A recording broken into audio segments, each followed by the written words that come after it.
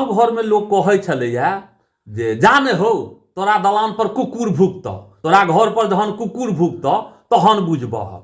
आब तो की कहू, आब तो उल्टा रीत भऽ गेल छै। आब पहले जमाना में लोग कहे जे तोरा घर पर कुकुर भुकतौ, लेकिन आब की करे छै, गाँवो घर में एकटा कुकुर अहाँके कीन कऽ लऽ आयल। और पहले जमाना में लोग कहे छलैया, आब अपने से स्वयं अहाँके अपना दलान पर कुकुर के भुकबबै छै।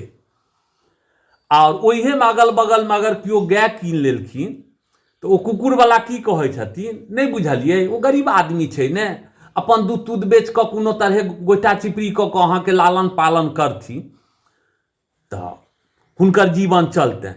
आ कुकुरवला सबके होइत रहै छै कि जे हम दुनियाके सबसँ पैघ रईस हमही छी। आ वास्तविकता गप छै, किया नहि हेतै, केओ गाय पोसि कऽ अर्जन करऽमे लागल छथिन, सेवा करऽमे लागल रहै छथिन, आ ओ कुकुर पोसि कऽ अहाँके टाइम टेबुलसँ स्नान करेलहुँ, ध्यान करेलहुँ। ओतेक आइ काल्हिके कलयुगी धियापुतासँ अपन मायो बापके नहि ख्याल रखै छै जतेक लोक कुकुरके मानि लिअ ख्याल रखै छै। गायके रखबै तऽ गाय तऽ हमरा अहाँ सबमे कहल गेलैया जे माता होइ छथिन, एतेक कोटिके देवी देवता हुनकामे वास करै छथिन, तऽ से काज नहि लोक करत। तऽ कुकुर अपने दलान पर बान्हि कऽ आ भुकवाबऽ लए तैयार रहत।